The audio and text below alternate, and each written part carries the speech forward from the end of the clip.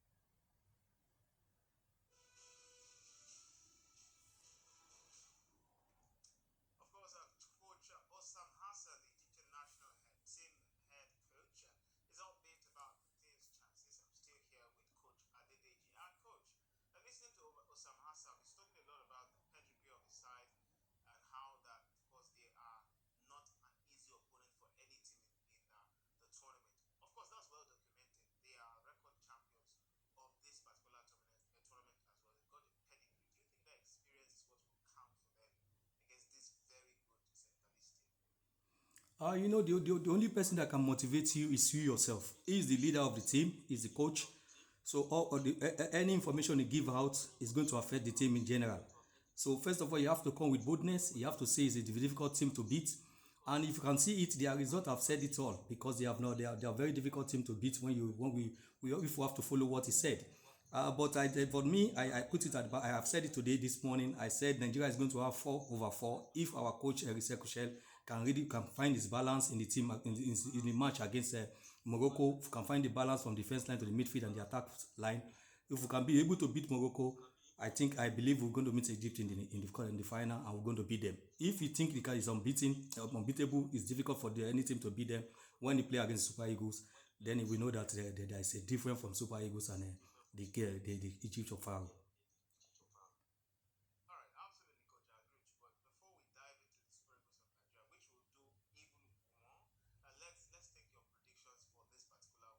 Obviously, you said Egypt will prevail over Senegal, but in terms of score prediction, what are you seeing in this particular semi-final? The game is going to be a very difficult game. If you not heard 2-1 in favor of Egypt, it's going to be a goal margin. It's going to be maybe penalty shootout in favor of Egypt. All right, then, of course, we're going to have to wait and see how that one pans out. Let's take a break, and when we come back, we're waiting to talk about the Super Eagles of Nigeria, and surely we'll take on that tour. Stay with us. Watch this AFCON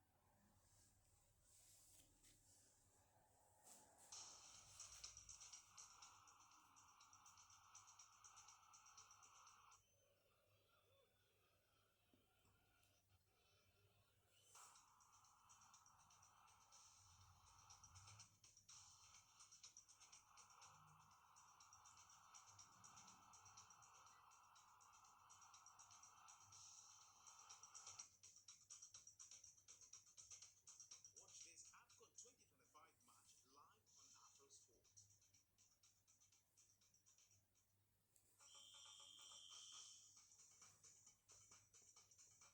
From Lagos to Kano, from Aba to Port Harcourt, the heartbeat of Nigerian football is here. The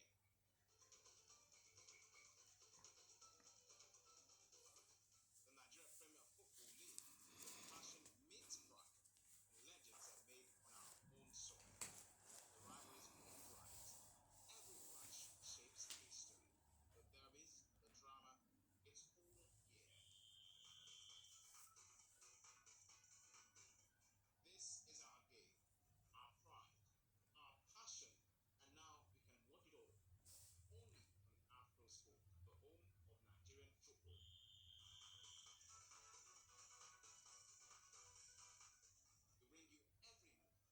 move, every goal, every roar. Catch the MPFL only on Afro Sport.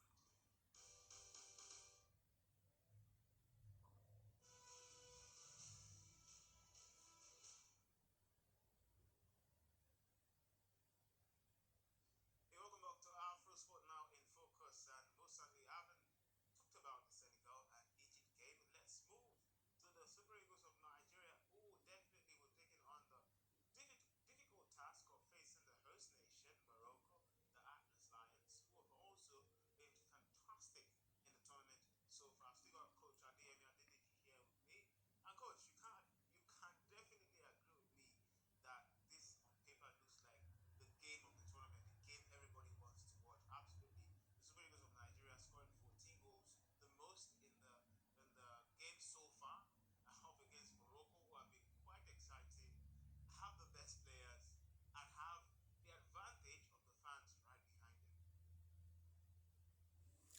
To be honest with you, first and foremost, let me say congratulations to the lads, to the coaching crew, especially to Eric Sekushel.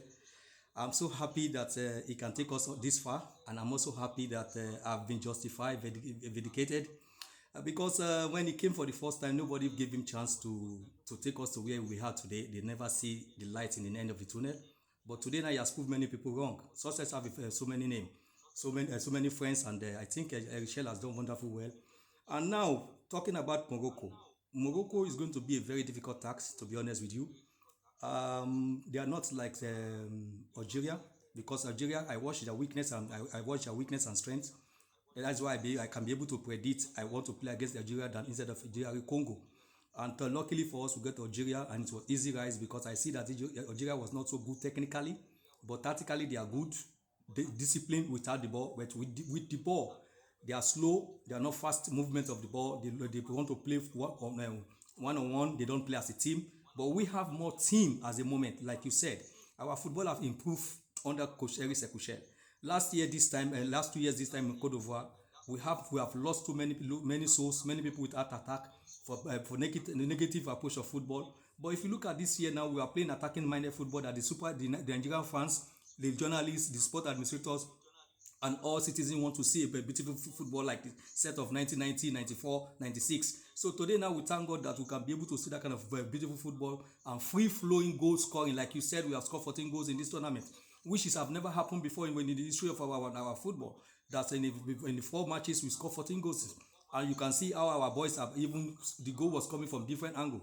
I think at the moment we just have to say kudos to the guys. They should keep it calm, be focused and be disciplined. But the match against Morocco is going to be a very big test to them, and they can only overcome if the coach can be able to get his tactics right. Because I said it when against Tanzania, I said the match against Tanzania is a very poor game. To be honest with you, we did not play well. But after them, there was improvement against Tunisia. We played well. I said they have to find the balance in his team. Playing two-man midfield is not going to help the team because we see a lot of mistake with two-man midfield. When you bring Oyeka into the team, we see the stability in the team. The team was more compact. From that match to Uganda match, we see a lot of progress. I think research should just look for what to. You have to find what the right player likes to like Ndidi, because Ndidi is now yellow card suspended. He will not be able to play, and that is going to be a big headache to the coach because the most difficult aspect of coaching job is decision making. And I know that now for him to make the right decision to put the right player there that will fit in the kind of the positive that Ndidi has brought into the team. I think that will be the headache for the coach now. If he did not get his tactics right, Nigeria is then we're going to pay for it because Morocco is a very good tactical and technical opposition. Well, profound coach, I must say. But let's now listen to Eric Chelle. Of course, the man, of course, you're giving a lot of credit to. I think also deserves a lot of credit. Let's hear.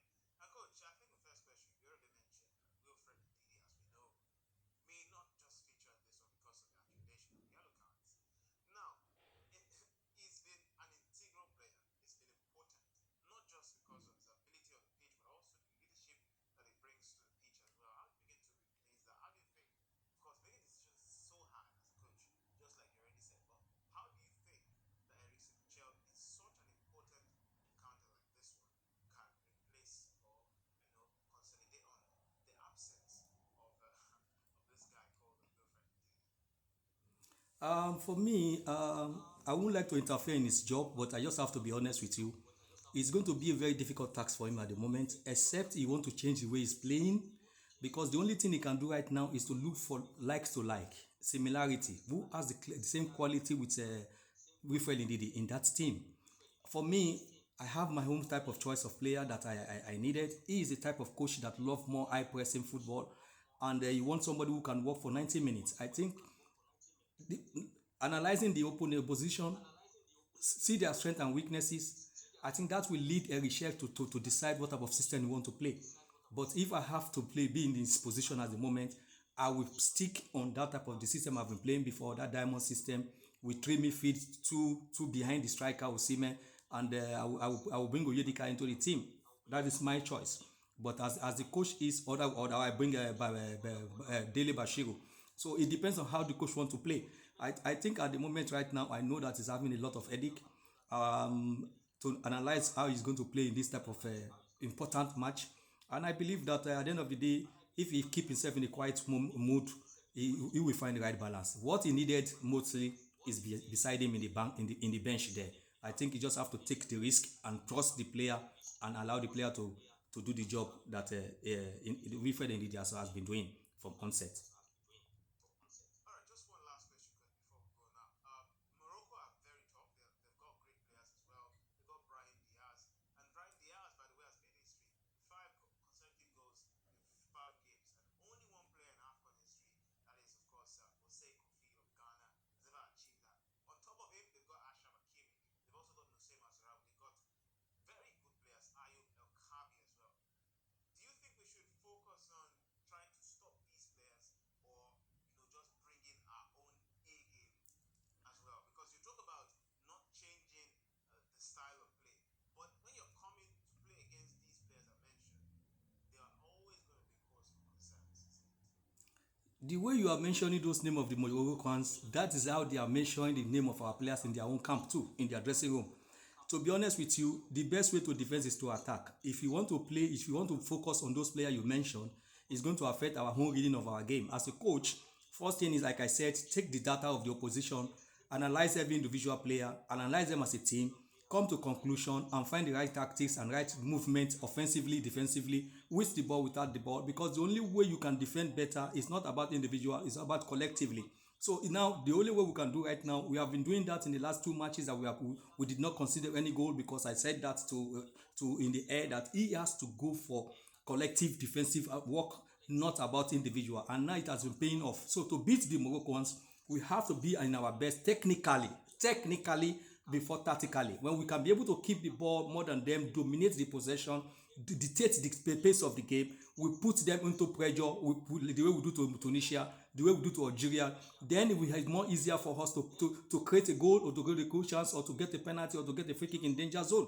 If we said we want to sit back and mark those players, then we have to absorb, we have to accumulate and absorb the pressure. At the end of the day, we are playing against host team, the crowd, the referee, and every spectators. Everybody is behind the home team, is not that behind us. But the only way to beat these people is to come all out on them, play your normal game, show them that you're not scared of them, and at the end of the day, technically, if we are better than them, tactically, we're going to beat them.